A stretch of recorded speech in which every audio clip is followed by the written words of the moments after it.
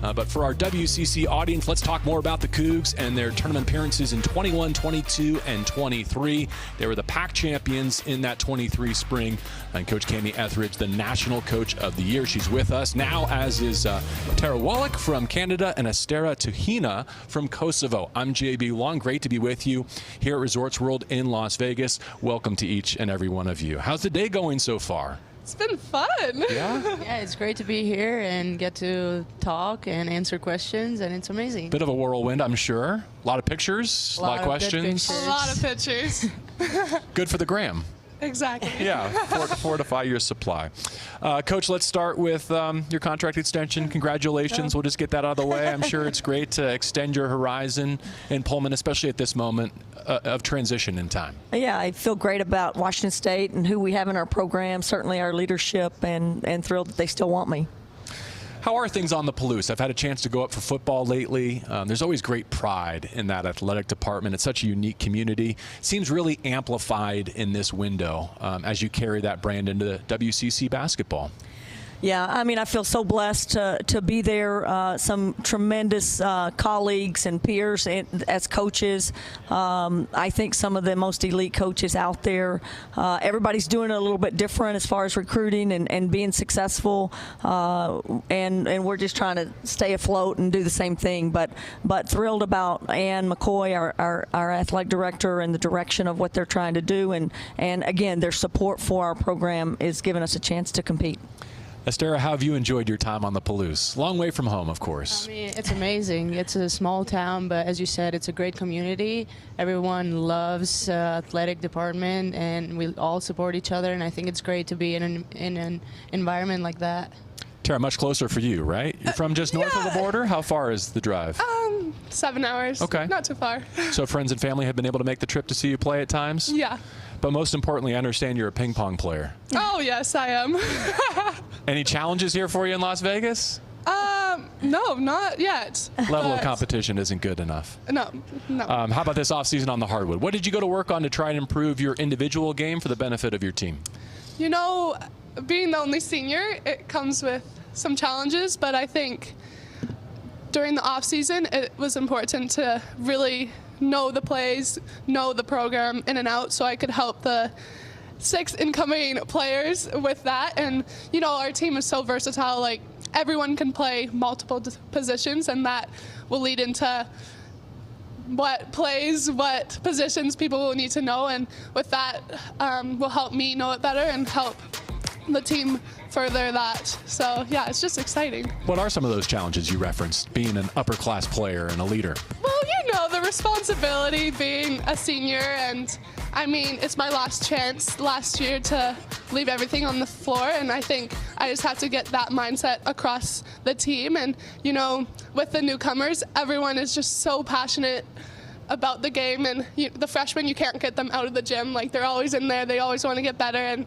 I mean, they're leaving everything on the court, and AT has my back, being, as I said, being the only senior, but she also, you could classify her as experienced as I am. And I mean, Coach E said earlier today, AT is one of the smartest girls in the gym, so yeah, it's been really helpful having her by my side. Basketball IQ, a strong point. Tell us more. Me? Yeah, well, if you would like to brag on her. I thought she would brag on herself, but yeah, Sarah, tell us how smart you are. I can tell she's smart everywhere. She's very smart, but competitive, and again, knows our system, has the ball in her hands, can fly it up the court and get us into something if things are broken. Takes responsibility when things go wrong. I mean, she's just everything you want in a point guard that can control the team, because you have to have that on the court when the game's going on.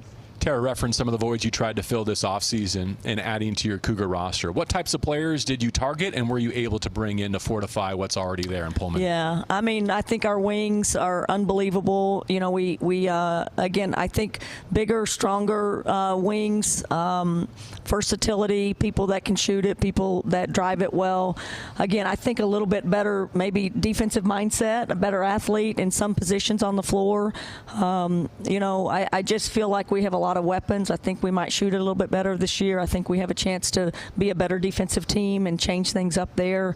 Again, The only thing this group hasn't done that we brought in is they haven't scored a point and they haven't proven anything. But I think they have the ability and talent and potential to really help us maybe even become the very best team that we've ever had there. It sounds like you just finished that answer beautifully. That leads to more anticipation than trepidation, though. Why is that? Yeah, well, I just think you got to believe in your players, and we have players that just love to play and love to compete, and they chose us because they wanted the highest challenge that they could get. They love it there. They love these guys. They love to be in the gym, and you start with that, and you start the fact that they're talented, and you start with the fact that they're competitive, and now we just have to do our job and put them in a system where they can succeed and that we can, score the basketball and obviously try to compete at a high level. I remember how crushed we all were when Charlize got hurt last January, I believe it was. If there was a silver lining to be found, did you at least get a head start, you and your student athletes who were returning, on what life beyond her was going to be like for this basketball program? Yeah, no doubt. I think that's the point. We obviously lost 2 other seniors at the end of the season, but losing Charlize a month before the season ended, kind of regrouping, put a lot on these 2 right here. They had to lead us in so many ways, and it really got us, I think, ahead of where we would have been if we had to replace all of that. So have a lot of confidence in the fact that these kids have done it and know what it takes and again aren't afraid of any big moment that they might face. Astera, can you name drop on us a little bit? Like, for those watching, what are some of the Cougs names they need to know, players to watch who they might not have heard of yet or are going to be new to the scene, but they should be prepared to have big years? I feel like everyone is going to be doing really good this year, but as mentioned in the WCC player, Eleonora, I would say she's a really good player. She came in strong last year as a freshman, but I think this year we're really excited to watch her play. And yeah, Tara Wallach as well. Why do you laugh? It's just funny. As Coach mentioned, she's coming in strong as a senior. She has been working this summer, and as she talked about it as well. And just leadership-wise, it's going to be great. What can Villa do for an encore after averaging nearly 13 points per game last season in her debut campaign? First of all, how hard is that to do, to impact basketball at that level? I mean, coming in as a freshman, let alone, what can't she do is the real question. She just can score at any level on the court, and she's kind of like a secret weapon because she doesn't speak that much, but I mean, her basketball does all this talking for her. So, no, she's the sweetest and one of the hardest workers, and she always just wants the best for everyone on the team. And when we need a bucket, we all know, LA is doing that for us. So the silent assassin, but now everyone in women's college basketball knows she's coming. Yeah. Coach, what's that transition like for a second-year player? I'm sure she rose to the top of some scouting reports by the end of your season last year, but now definitely having her name and number circled every night coming into this league. I can just give you an example. I had a huddle before a practice, and I asked everybody who were we playing in our first 5 games, and she had no idea who we were playing in our first 5 games. And one of those games, I think the second game is against Stanford. And so, or ask who's in our league, and I would normally get mad at players for not knowing those things, like why don't you have that circled on your calendar? But it is really a testament that she doesn't care who she plays. She doesn't let her nerves get in the way. She shows up every single day at practice. She competes, and she's not blown away by you. She's just respecting the game, respecting who they're playing, and plays her best, and isn't afraid of any big moment. So it says a lot about her, and again, just a great competitor in how she handles the very best of what people will bring to her. Tara, Astera, how many of your first 5 games do you think you could list in order to that point? Are you dialed in on the schedule? I remember my freshman year. You wait to see where the plane lands, and then you go play whoever's out there. But how about this non-conference schedule? Coach mentioned at Stanford early in November, at Iowa, what a special trip that will be. Virginia, Oregon's there. You're nodding. Any of those you have circled or looking forward to in particular? I think Iowa will be fun, especially because it's sold out. I think it will be a lot of pressure, but we're excited, and we're looking forward to it.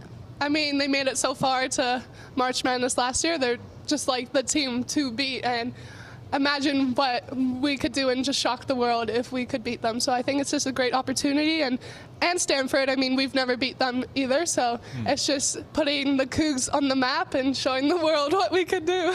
Caitlin obviously won't be there, but at Carver Hawkeye, her echo is still around that building clearly. Exactly. As a veteran player in this sport, what was it like to watch that rocket ship take off last season and to be a part of it as a postseason participant yourself? You know, I'm just so happy that women's basketball is finally getting the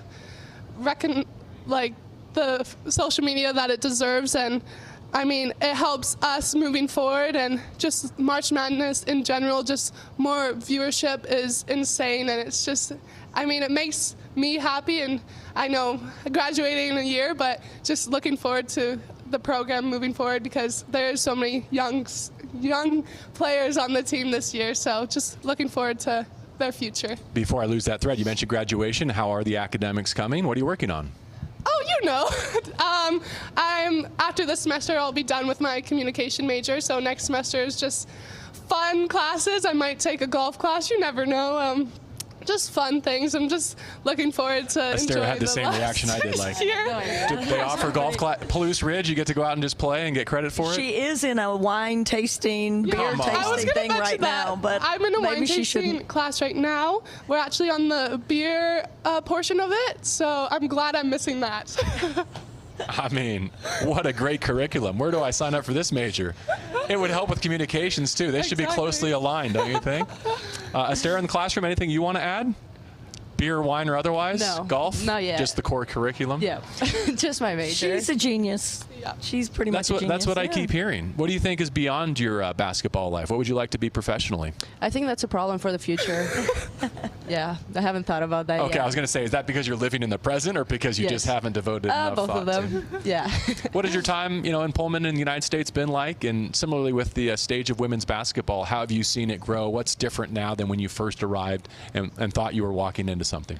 I mean, to be honest, when I first came here, I didn't really know what to expect from this program and the system and everything, and the conference as well.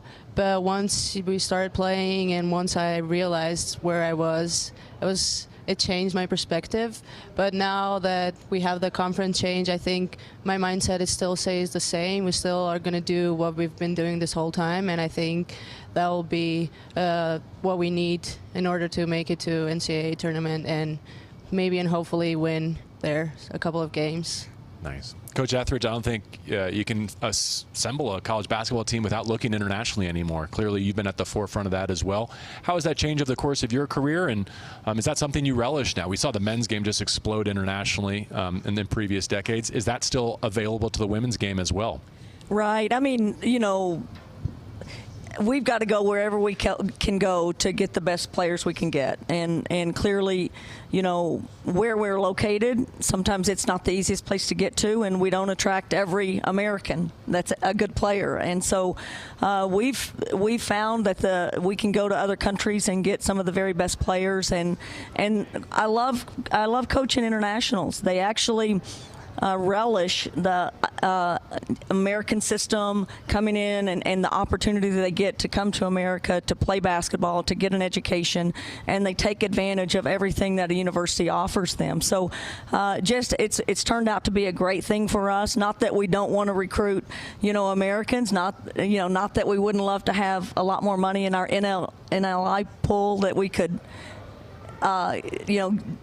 get some more players, but it's a difficult thing to do, and that's another challenge that we have in that area. So lots of challenges out there, but right now, we just love the players that we're getting, and they love their opportunity and their experience at Washington State. Cougar goal's enough to get me there anytime, but once you find out that you can major in beer, wine, and golf, I think you're going to have a lot more domestic interest in coming to play women's basketball. Right. That's great. What about moving this year to the WCC schedule? A lot of these peer programs you've seen through the non-conference, you know them on the recruiting trail, of course, but from a leadership standpoint and even a scouting standpoint for you and your staff to prepare for some new home and homes this year, what's that going to be like? I think just the nature of our game is you scout the 3 or 4 or 5 or 6 games prior to playing someone. So thankfully we have 11 games to get ready for some of these new opponents. Everybody's roster really turned over this year, so it would have been senseless to spend the summer studying these teams.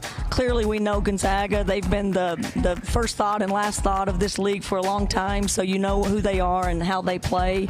But we're just looking forward to coaching against great coaches, and obviously the new experience of going into environments and different places and trying to challenge ourselves to compete for a championship. It's still our goal. That's still our standard, and looking forward to whoever we might play on any given night.